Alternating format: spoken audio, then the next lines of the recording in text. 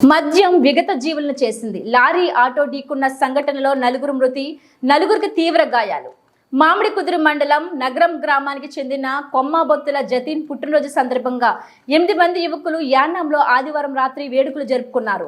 అనంతరం స్వగ్రామానికి ఆటో బయలుదేరిన ఆ యువకులు సరిగ్గా రాత్రి 12:30 అమలాపురం మండలం బట్నవిల్లి గ్రామంలో శ్రీ వనువులమ్మ గుడి ఎదురుగా NH 216 రోడ్డుపై అమలాపురం నుండి ముమ్మడివరం వైపు వెళ్తున్న AP 39 UM 7757 చేపల లారీ ఢీకొంది. ఆటోలో ప్రయాణిస్తున్న నలుగురు వ్యక్తులు ప్రమాద స్థలంలోనే మృతి చెందారు.